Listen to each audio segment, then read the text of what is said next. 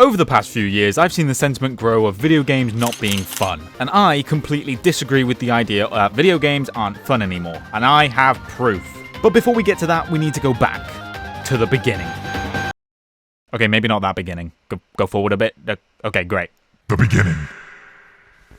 Video games were apparently originally created to test a computer's capabilities and to drum up public interest. Just a little fun fact for you there. The general public didn't care about computers until video games came along. They were like, oh my god, is that flipping Pong? It was something like that, I'm sure. And a couple years later, the first ever video game console released, because apparently running a computer back then was as difficult as piloting an actual spaceship. Fucking meow. Blindfolded. And you might be asking yourself why we're talking about the origin of video games in this video, but just give me a minute. You need context. Consoles were made as a way for people to access games easier since computers were so expensive and fucking complicated. I said complicated! Hot buttered popcorn, that's it! Shut the fuck up, you cunt! And we all know what the first video game console ever to release was, right? I mean, come on, say it with me now. The Magnavox Odyssey. You know that one, right? The Magnavox Odyssey was released in 1972, 11 years before the first ever Nintendo console, and looked like this. This fucking thing. What are those controllers? They look like paperweights. And now I know you're sat at home right now going, oh, this looks fun and all, but what exclusives did this thing have? Oh, buddy, let me tell you. Nintendo has Mario Odyssey and Zelda. Sony has God of War and Astro Bot and Horizon, maybe? Xbox has Halo Infinite, I guess. And the Magnavox Odyssey had a stacked lineup of tennis, table tennis. I can only assume this was the Miles Morales of the tennis series. Ski, Simon Says, hockey, football, submarine, fun zoo, baseball, roulette, brainwave. This thing was stacked. If this thing came out today, instant sales, I tell you. Sony would be out of the business. Jokes aside, this wasn't bad for the first ever video game console. I didn't mention this earlier, but apparently the first ever arcade game was invented the year before the Magnavox Odyssey. Why didn't I include this earlier? Because I couldn't be bothered. And over the next few decades, other companies would try and come in and make their own consoles and games, but after a while, it was clear that certain companies were very clearly very ahead of others. And I'm talking by a landslide. For consoles, Nintendo, Sony, and PlayStation, that's the same flipping thing. For consoles, Nintendo, Xbox, and PlayStation were the clear dominant forces in this area, with companies like Sega and Atari basically being forced to back out of the major console development space. But Atari is still trying for some reason. Guys, pack it up, it's over. Go make E.T. 2. I mean, sure, there are consoles released by other companies other than the main three. I mean, you've got the Soldier Boy and the KF console, but I don't know why you'd buy those. But like I was saying earlier, certain companies started cementing themselves in the industry, and the giants were able to just keep growing, while smaller developers had trouble keeping up, and they were often left in the dust. And while this would not really be kind of, I guess, not really a great thing in the future, god damn was it good back then, Jesus Christ. We had games like Halo 3 and Reach, Fallout New Vegas, Majora's Mask, and a load of other games that were just too bloody good. A lot of people call this era the golden age of video games, but it had to end. Now, if you've been paying attention, you might get an idea of where this is going, but for those of you that aren't, I'll explain it to you. Companies, mainly developers and studios, were at the top of the industry. Their name carried a lot of merit. People will pretty much buy anything they put out, so they put out this shit. Some companies got lazy and started pumping out just less than ideal games. Come on guys, let's be honest. And they didn't have much to lose from it, because I mean, they're Generic big company. Of course they're gonna buy from them. This combined with the rise of microtransactions and other poo practices, this didn't really lead to a bloody good time. Video games quickly became more and more of a business and less of a passion project made to be fun and unique while also making some money. There is not a soul on this planet that can convince me that EA released FIFA every single year for the past century because they just have a passion for keeping the roster up to date. It's to make money, goddammit. Franchises with amazing standings were forgotten either due to irrelevance or because people really didn't like the direction their favorite franchises were taking. Even games that were good that released during this time period that everyone loved and was great were often ruined by corporate greed and a lack of general direction. I like to blame the companies for a lot of why video games aren't as fun anymore, but one of the reasons are also because of the community. People in multiplayer games were like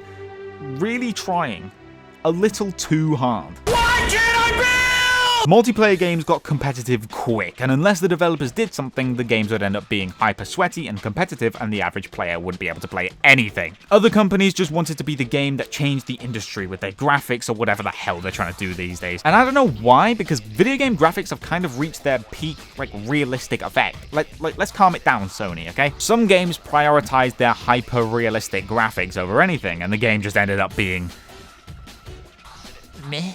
And don't even get me started on microtransactions. Oh, brother, they are a problem. But I won't get into that in this video. Just watch this one if you want to know that. Link will be at the end of the video. And sure, single-player games didn't have nearly as many problems as the multiplayer ones, and a lot of single-player gamers were, and still are, having a great time playing AAA single-player games.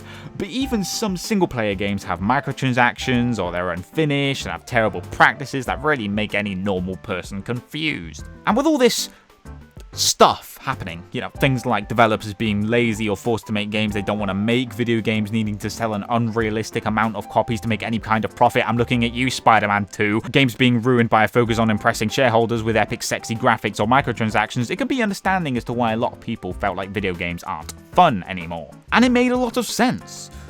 Well, sometimes. Some people were just describing nostalgia to a T, so their opinion is not really relevant in this case in the slightest, but there were a lot of people pinpointing certain issues within the industry. And it was difficult for gamers to go and actually find other games to play outside of AAA experiences, because their consoles have their own dedicated stores that gamers buy from, with a list curated by the owners of the console. You know, you got the Microsoft Store, you've got the Nintendo eShop, you've got PlayStation Shop or whatever it's called. It was up to the companies what was on their storefront. It was basically impossible to find a hidden gem, because all the gems were not hidden. They were right there. You were either already popular or paid a lot of money to get onto that storefront, and that's that. So now that you have a good understanding on the context of why people think video games aren't fun anymore, I'm going to show you proof that video games are still fun.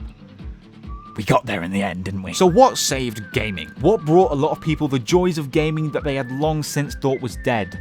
Well, lady and gentlemen, allow me to introduce you to PC gaming and YouTube and Twitch and TikTok.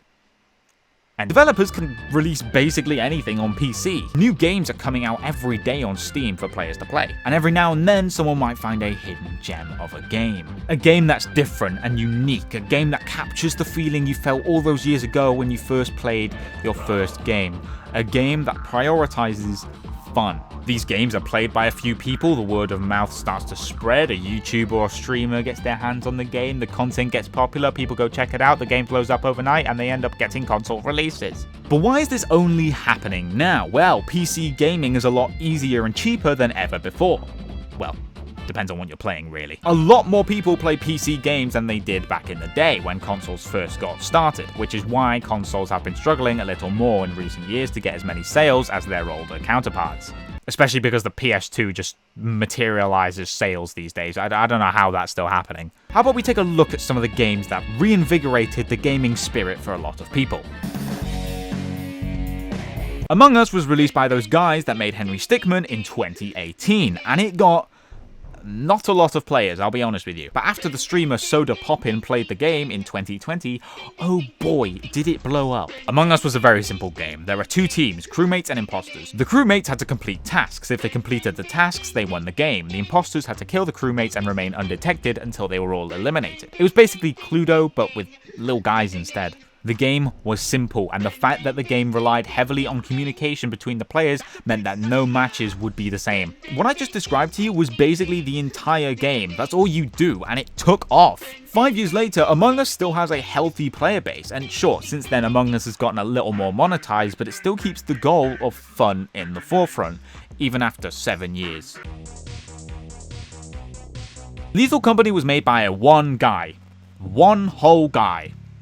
At least I hope it's a whole guy. You and a team of up to 4 players travel around abandoned facilities on planets, finding scrap to sell to a tentacle creature so you aren't killed. There are creatures lurking in these facilities that will try and kill you. Don't let them. That's it. Sure, there's more to it when you really get into the game, but on a surface level, that is it. This game has a very unique art and gameplay style that you can only find on Lethal Company. The big thing that made Lethal Company famous was its proximity chat. Proximity chat is basically the further away you are from your teammate, the harder it is to hear them, and the closer you are, the easier it is to hear them, and you already know what it is. This made for some amazing clips across the internet, mainly from TikTok or YouTube Shorts at first.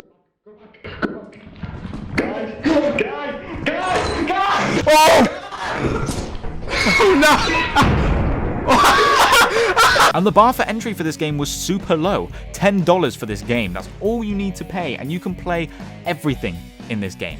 No microtransactions. Pokemon with guns.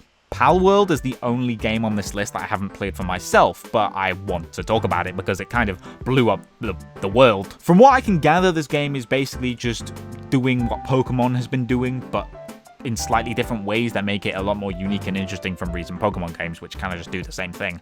From what I hear, good game. It's on Xbox now. It might be on PlayStation. This is improv. I'm not looking it up.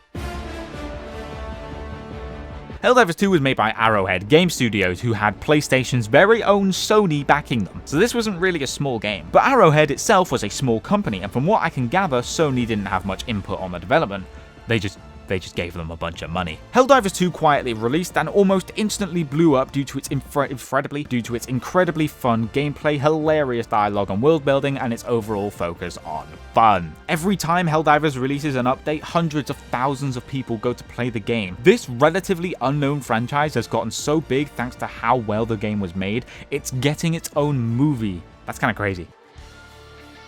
Marvel Rivals is the most recent and final addition to this list. If I've missed anything, please let me know. Marvel Rivals was developed by mobile game developer NetEase and is very similar to Overwatch 1 and 2. Except in Rivals' case, they looked at everything Overwatch was doing wrong and went, "Oi lads, let's not do that. 5v5 gameplay not working out? Okay, we'll do 6v6. You have to pay for some of the heroes? Okay, we'll make all our heroes free. A lack of content and focus on microtransactions? Okay, we'll add a shit ton of stuff to our game and we'll make some banger skins to go along with it. Oh, and we'll make every single hero in the game overpowered. How about that?" Rivals was developed by a relatively big studio and had a bunch of money behind it. I mean, Disney is funding this thing, of course it had money. And their prices for microtransactions are a little bit questionable at times. But Marvel Rivals is proof that you can be a big game by a big-ish studio and still focus on what the players want and what they want to do with the game, and it can become one of the most popular games on the planet. These games didn't take over the world for a time for no reason. They became the biggest games in the world because they had something in the forefront of their design: fun. And I think developers will start to notice that this is what they should be focusing on. It won't be this year or the next, probably not even by the end of the decade, but I fully believe that we will enter a new age of video games, an age similar to the old golden age, where fun was the key to success. Or you can just be EA and release the same game every year for full price while also selling overpriced loot boxes as a core gameplay mechanic and somehow get away with it.